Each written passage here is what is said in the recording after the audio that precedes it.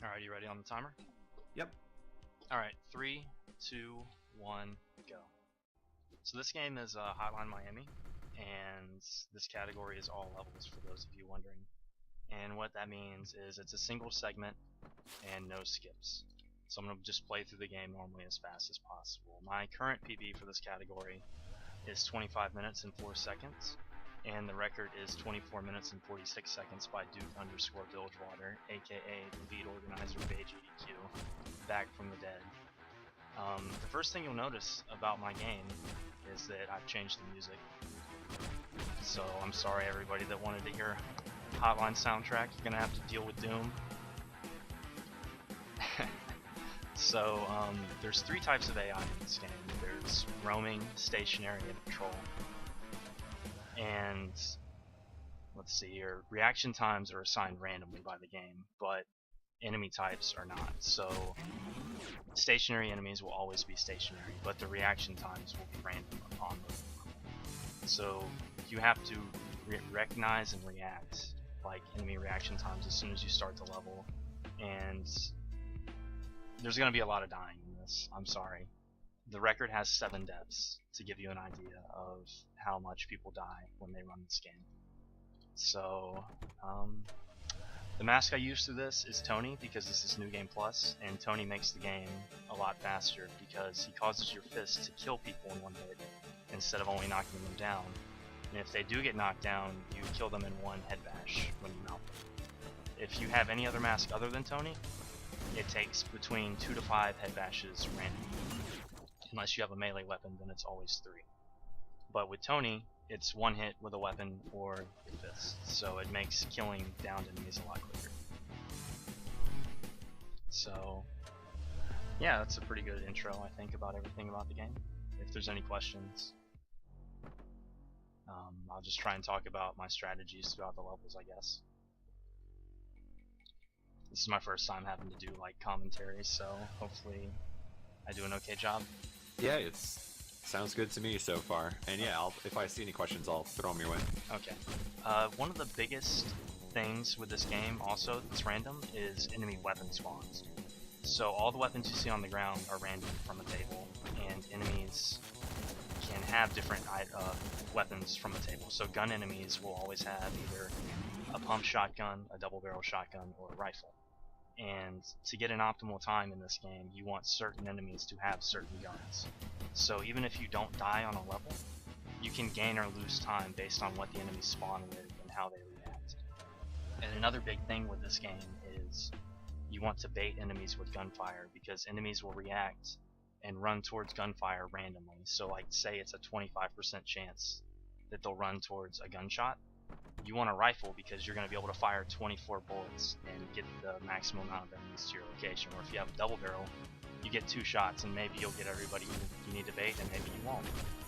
So that's the level of randomness that affects this game quite a bit. So I want a rifle going into this floor, and I have one, so this should go well. Okay, so I got 2 knockdowns, which is bad. You want 0 knockdowns in this game because they force you to run over and execute the plan. In an ideal run, you would get no knockdowns, except for where there's an enemy on the other side of a door and you have to run through the door and knock them down. And also, it's very important to spin the hooker. This manipulates the RNG in either a good or a bad way, depending on the number of rotations. So you do it no matter what.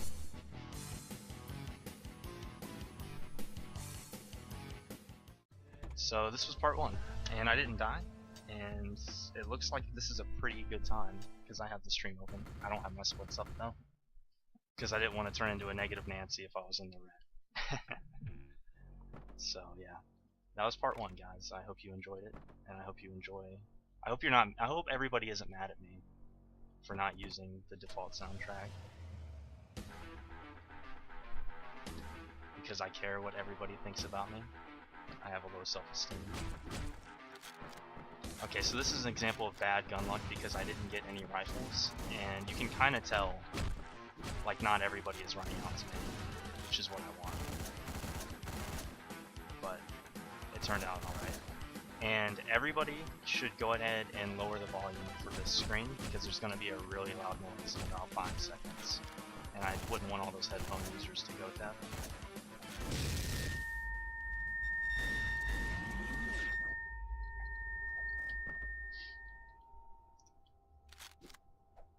And you'll notice sometimes guys are crawling around face down. You do not have to execute them. In fact, sometimes they'll be crawling around face down near guys that are on their back, and you'll go to execute the guy on their back who you have to kill, and you'll accidentally execute the guy face down, and then the guy that you wanted to kill will get up and kill you. So that's another thing that you don't want to happen, but it usually isn't a big problem. But if you do execute them, you get more points. So if you want to do a score run, just play the game until everybody crawls around face down and deal with those dice rolls, I guess. Oh, another thing that I forgot to mention with Tony is he allows you to punch dogs in the face. If you do not wear Tony, you can only kill dogs with melee weapons or guns. You can't punch them. And dogs are very deadly and vicious. Here's my first death. Not a big deal. Yeah. So Franker Z may look cute, but I assure all of you, he's very vicious, and he will wolf and run you down. The story of this game, for those of you wondering, is you play a psychopath that kills a bunch of Russian mobsters because a phone tells you to do it. That's it. It's very deep. Sounds good to me. It's for fun. It's all for fun. Especially if you enjoy hurting other people.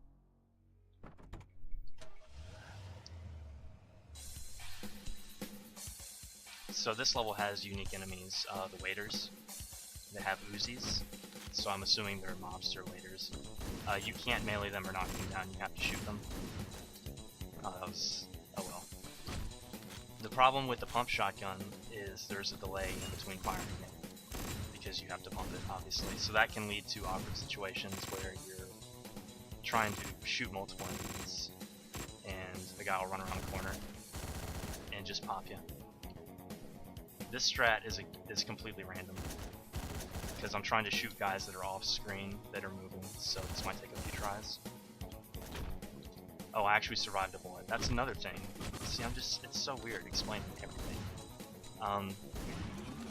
A shot to center mass will always kill with every gun, but if you hit somebody on the side, like in the arms, sometimes they'll live. It's random. This also applies to you. So it's one of those things that usually works out against you, but when you see that you take a bullet, your first instinct is to just hit R and respawn. But you have to be on top of your game and notice where if you take a bullet and you're still alive, that you can still do something about it.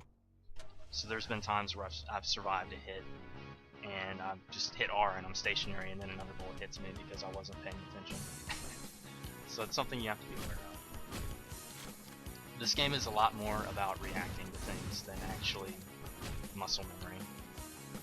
But you do go into each level with a general plan, and then it's about just when stuff hits the fan, you want to be able to have a good enough understanding about game mechanics and gunplay and all of that to actually get out alive. These fat guys, they make their appearance on this level. They can only be killed by gunfire, and they actually, how they work is they have a set amount of hit points, and every bullet you hit them with causes them to bleed out. So if you hit them with 5 bullets, they die 5 times as fast than if you just hit them with 1. And the problem is sometimes when they die, they just drop instantly. And other times when they die, they'll stand there for a second and they'll act as like a bullet shield for anything behind them, but enemies can shoot through them. Okay, this is a second boss fight in the game. And this is one of those boss fights where you just have to stand around until you can actually do something.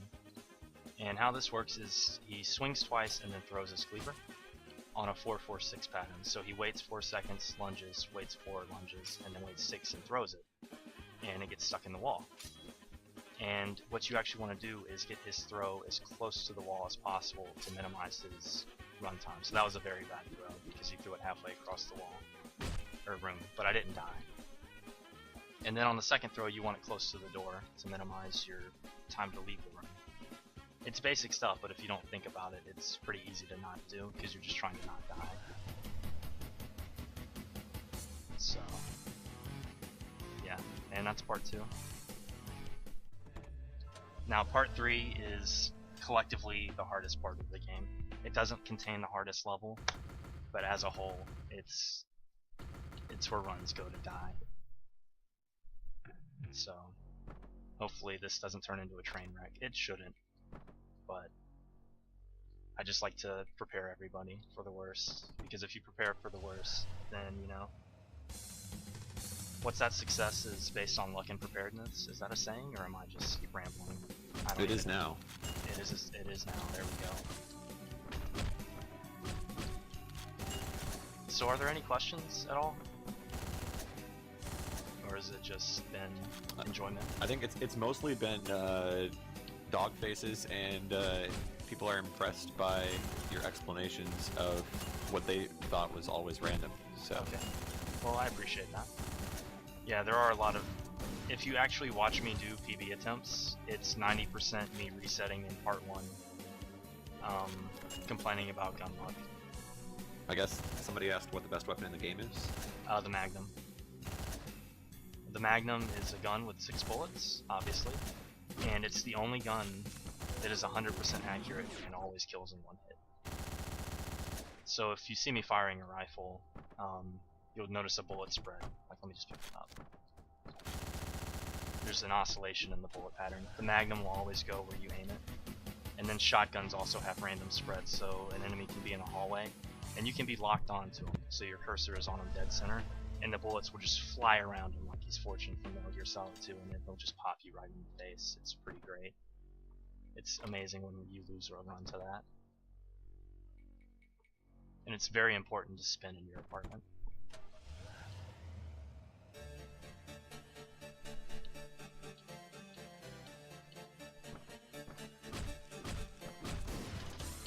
This level contains a unique mechanic on the 2nd floor, which I guess I will do my best to explain when I get there. Also, that enemy that killed me survived a bullet, which was an example of me not paying attention. That's a problem that happens sometimes, is you'll shoot at an enemy and you'll be like, okay, that bullet's gonna hit him, he's gonna die, and then he survives and kills you.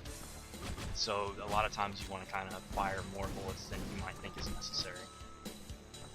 For this floor, you do not have to kill everybody, you just have to kill enough enemies until the SWAT arrives.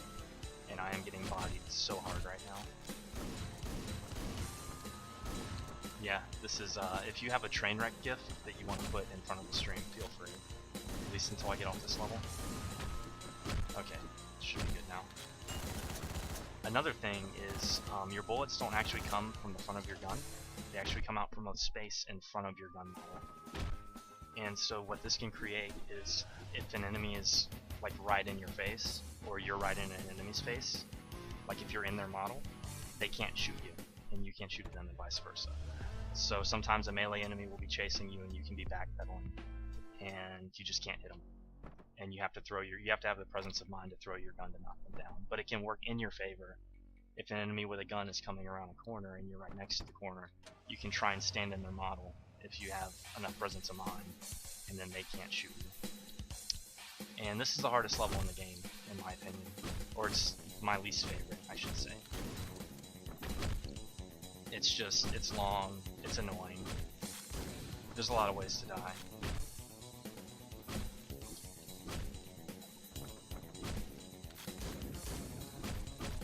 I think it's the only 4-screen level. I'm throwing this off the top of my head. It's mainly the next 2. It's the 3rd and 4th screen that are actually the problem in this level. The first 2 aren't actually that bad. So this screen right here, anyone that's played the game doesn't like it. And there's a lot of guys with guns that just like to shoot you. And there's a lot of enemies in general. So, yeah. Can I please kill this last guy? Okay, cool. That went okay. That was a lot of deaths, but they were quick deaths, so it's not that big of a deal. In general, if you die to the first few guys, it's not a huge deal. It's not a big time loss. It's when you die to the last guy on the screen, you know. You just want to cut stream and then go cry yourself to sleep at night.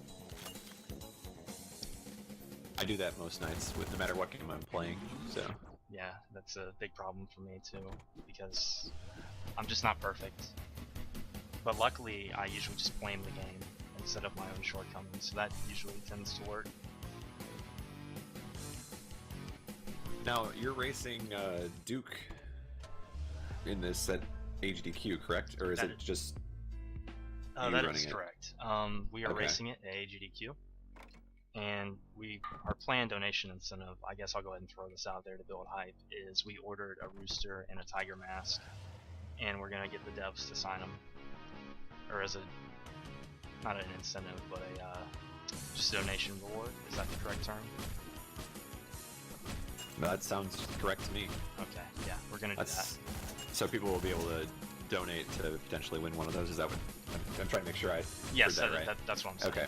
So they're prizes. Yes, prizes. Thank you. Cool. And we are also going to be racing this at SRG3, which is on December 6th. That's when it starts. The actual schedule isn't out, but that's going to be the weekend of the 6th. So we're going to be building hype for that. This is one of the toughest screens in the game, just from a gunplay perspective, because there's enemies on every side of it.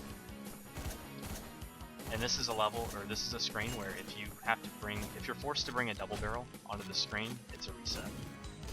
It's completely horrible because you only have 2 shots and there's about 12 enemies on the screen. So let's see if I can actually make this screen. Another thing about this game is doors are the worst enemy in the game because they eat your bullets. There are actually bullet magnets in all of the doors, and they're very hungry. These doors are gluttons, in fact.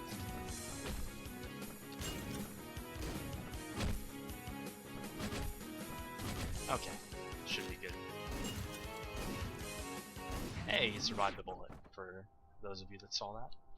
Not a huge deal, though.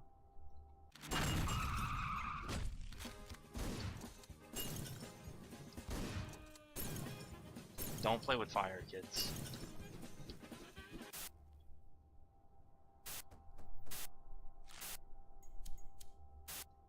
And there we go, that's part 3.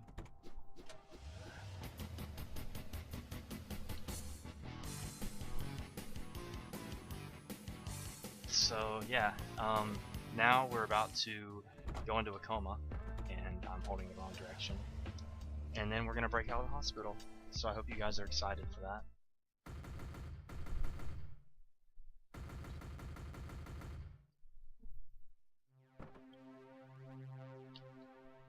It's very important to spin.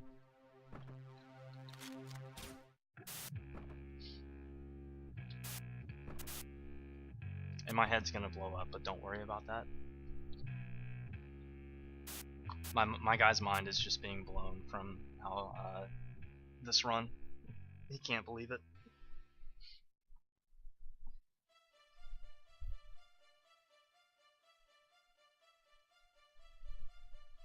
Another thing about this game, just a little minor thing about running it, is there's a text skip if you hold the right mouse button, but it's delayed a little bit. So depending on how few text boxes there are within a conversation, it's faster to left click through it because there's no limit to how fast you can click. So if you can click faster than the delay on the text skip, it's quicker. So that's just a little minor thing to save a couple seconds here and there. This game is a lot of little things, probably. And then the rest of it's just trying to play smooth. If you've seen Shooter, saying slow is smooth and smooth is fast, it's more about being smooth than doing IL strats. So yeah. And in case you guys missed everything, we're about to go to a police station because our character overheard the cops say that the guy that shot us and the hooker we rescued is being held in lockup. So we're gonna go pay him a visit to find out why he did what he did and who was behind it.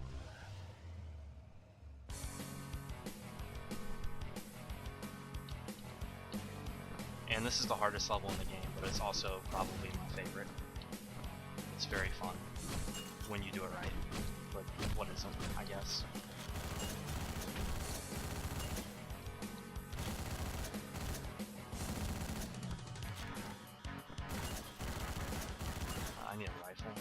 this next floor. I need a rifle with bullets, I should specify. That's another thing, is there's no reloading in this game, and ammo is carried over from when enemies shoot at you. So if an enemy fires 5 bullets out of a rifle, those 5 bullets are going to be missing when you pick it up. So that's another thing to pay attention to.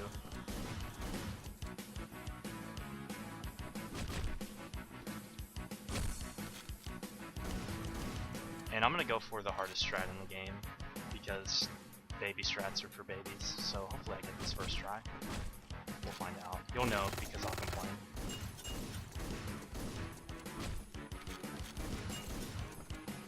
Alright, I got the first half. Now for the hard part.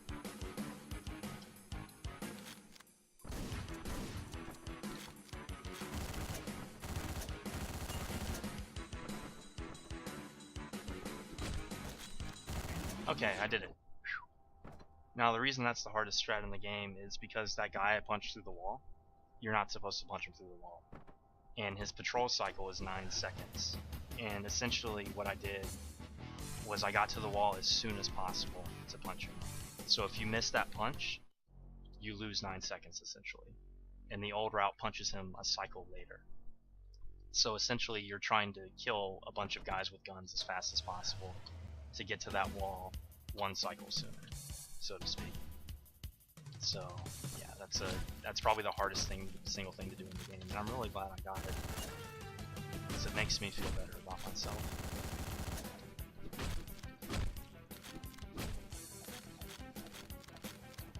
Please give me the gun. That's another thing, is when there's a pile of weapons, the game defaults to melee weapons. You will pick up melee weapons before guns. So you have to be aware of how many melee weapons are on top of a gun when you want to pick a gun up. And that was an example of a bad death, ladies and gentlemen. Because I died after I was already, I don't know how long into the level. Those are the deaths you don't want. But it happened. Okay, cool. And we're gonna pummel this guy to death because he has a tiger skin on his floor, and my guy identifies himself as a tiger, so he takes offense to that.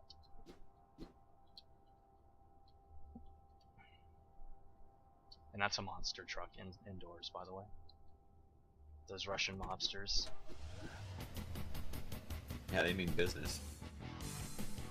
I mean, if you have a monster truck indoors, I think you have entirely too much money. If you have a monster truck in your house, in your garage. It's either too much money or a lack of understanding of what the monster truck is used for. Yeah. But maybe both. Well, this takes place in 1989. When did Roadhouse come out? Maybe they were trying to do something like that and just bring it indoors and run over a bunch of things. This is the 4th boss of the game. And I'm locking onto him, but don't ever lock onto him. Oh, that was close. Because I lost a world record run because I missed while locked on, and then he killed me. So don't ever do what I just did. That's the one thing you shouldn't take away from this run. I'm just attached to it so much. And even though we pummeled that one guy in the face, this guy in the wheelchair clearly didn't learn the lesson, and he has 3 tiger heads on the wall and a tiger rug.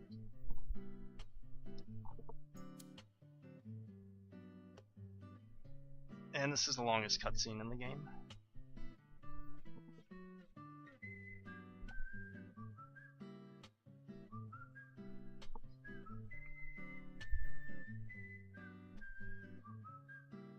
Life is beautiful, indeed. Okay, even though the credits came up, the game is not over, unfortunately. If the timer would have stopped on those credits, I would have a world record, but I'm not going to lie to everybody like that. So now what we're doing is, this is an alternate timeline, and this was the 2nd boss of the game whose head I exploded with a golf club. So we're going to do a what if scenario. So this all takes place before that fight so far. And the mechanics of the game completely change, and I'm about to die. You can't pick up any weapons. You have a cleaver, so you kill everything in one hit, melee. And you have 3 throwing knives, which you're limited to. So you have to budget your throwing knives to kill enemies that you can't melee or can't melee quickly. For example, if there's an enemy that you would have to bait with line of sight and get him to run around a corner and that's going to take too long, you probably just want to use your throwing knife. And he moves faster than the original player character.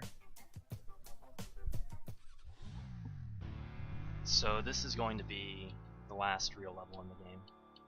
And the very last enemy can end a run. Because he has a double barrel shotgun which has the widest spread. And he has like the fastest reaction time in the game. So hopefully he doesn't kill me. Oh, he has a rifle this time. That usually doesn't happen. Okay, I hit him with a throwing knife, so he's done. Or did I not? Oh, I hit the wrong guy. Cool. So the run is essentially over, but there's 2 more levels I just have to walk through.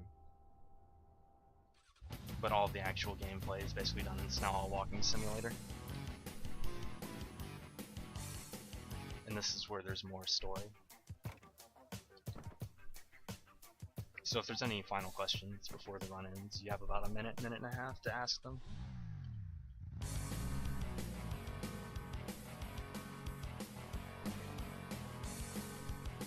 Somebody had asked earlier, I don't know if you answered the question or not, but do you have any plans for Hotline Miami 2? Assuming the game isn't horrible, yes, I plan on playing / running it because I really like this game, obviously. So, from what I've heard from interviews with the devs, they're gonna try and keep it like Hotline 1, but just, you know, add more. So that sounds like good fun. I'm having trouble speaking. I'm sorry. English is hard. I understood what you were going for there. So yeah, as of right now, yeah, I'll play it, and if it's not horrible, I'll probably run it. The better follow-up question is, so you've got the SRG3 race. Yep. You've got the HDQ race. Yep. Imagine this goes 1-1. What is the tie-breaking race? We actually did a race. Or has there... We did a race at Spookathon because it's just as a mercy kill run, because there was a run that was a train wreck, and he won that race, so he's won. So he's Duke up already has 1 point there. Timer, by the way, time. Sorry. That's all right. I gotcha. Yeah, Duke is up on 1. I mean, we race and not marathons, and those are usually like we alternate essentially. Like if we do 3, it'll be 2-1, or if we do 4, it'll be 2-2. Like our races are very good and close. So yeah. That's the run. Cool. I hope you guys enjoyed it.